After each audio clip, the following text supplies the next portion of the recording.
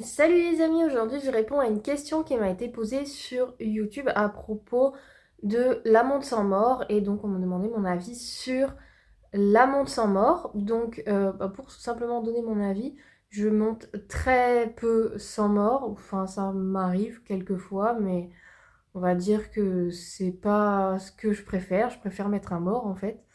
Simplement parce que l'usage du mort est plus précis et je suis à peu près convaincue que, en fait, monter sans mort, c'est finalement déplacer le problème.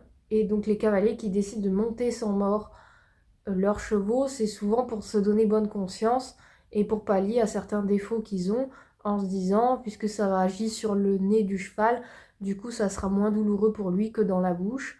Et récemment, j'ai vu une étude à propos de ça, de la tension de rêne et de la comparaison entre l'usage d'un mort simple, doux, et l'usage d'un side pull et de toutes sortes de brides sans mort. Et donc, il y a une étude scientifique qui a été faite là-dessus. Donc, je vous mets le lien en description, vous irez voir un petit peu les résultats. En gros, il n'y a pas beaucoup de différence pour le cheval au niveau de la douleur ressentie, que ce soit un mort ou une bride sans mort. Donc voilà, en fait, finalement, le problème n'est pas est juste déplacé. Quand on met une bride sans mort, on déplace le problème qui passe de la bouche à sur le nez. Et donc, du coup, la douleur reste la même. Le cheval exerce la même tension de rêne dessus, à part pour le side pull. Du coup, vous verrez dans l'étude. Finalement, le monter sans mort n'est pas moins douloureux pour le cheval que de monter avec un mort doux simple et que la meilleure solution, du coup, qui s'offre à vous, en tant que cavalier, c'est d'améliorer votre main. Et me changer pour une bride sans mort, ça ne devrait pas être une façon de vous soulager ou de soulager votre conscience en vous disant que du coup, vous ferez moins mal à votre cheval parce que c'est pas le cas. Et donc, ce qui fait moins mal à votre cheval, c'est d'apprendre, de progresser, de prendre des cours et d'essayer d'améliorer la qualité de votre main. Et souvent, je dis, l'outil ne fait pas le moine, dans le sens où peu importe l'outil que vous utilisez, que ce soit une bride de dressage, que ce soit un side pull, un licol, ou un mort simple doux, ou un mort plus dur, un mort avec une gourmette, finalement, il faut faire attention toujours à la qualité de votre main, peu importe l'outil que vous utilisez, et le faire vraiment en conscience, que vous sachiez pourquoi vous voulez utiliser cet outil-là et que vous l'utilisiez pour de bonnes raisons.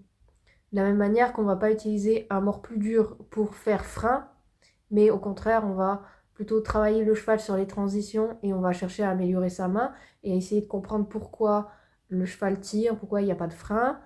Et même chose, on ne va pas passer sur un licol ou un side pull parce que le cavalier a une mauvaise main. On va plutôt du coup travailler sur l'assiette du cavalier.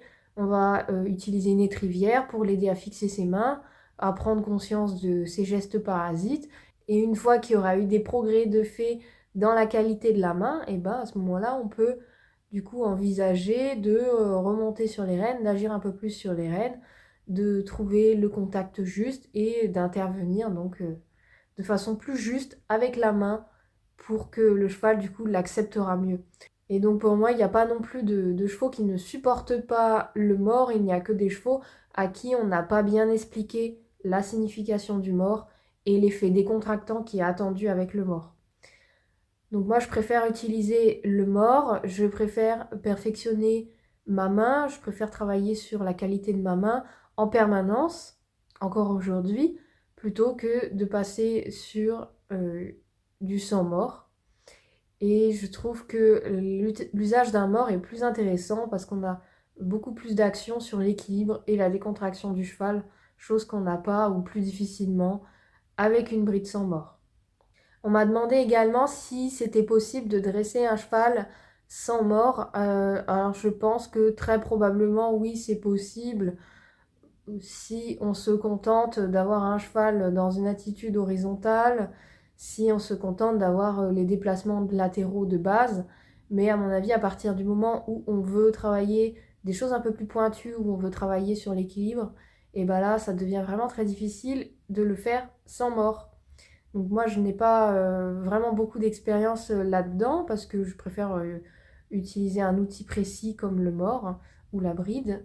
Mais voilà, je pense que ça doit être possible de le faire sans mort, mais je pense que c'est au moins 2 fois plus long et 2 fois plus difficile. Ça demande beaucoup plus de compétences pour le cavalier, de savoir quels exercices il doit utiliser pour pouvoir obtenir l'équilibre qu'il veut de son cheval, chose qu'il peut faire plus facilement avec un mort en faisant un demi-arrêt, en remontant l'encolure. Voilà, donc avec un mort, c'est très simple. On remonte l'encolure avec les mains, mais quand on n'a pas cet effet-là, avec un licol ou avec un side pull, ça manque de précision et le cheval ne comprendra pas du coup qu'il doit remonter son encolure. Enfin, ça sera difficile de lui faire comprendre, donc il faudra passer par d'autres moyens. Et là, ça sera vraiment beaucoup plus difficile. On a déjà du mal avec un mort à essayer de se faire comprendre du cheval. Alors, je pense que sans mort, c'est vraiment un gros défi. Voilà mon avis. Donc voilà, comme vous l'aurez compris, bah, la montre sans mort, ça ne m'intéresse pas beaucoup parce que souvent c'est utilisé pour se donner bonne conscience ou épater la galerie.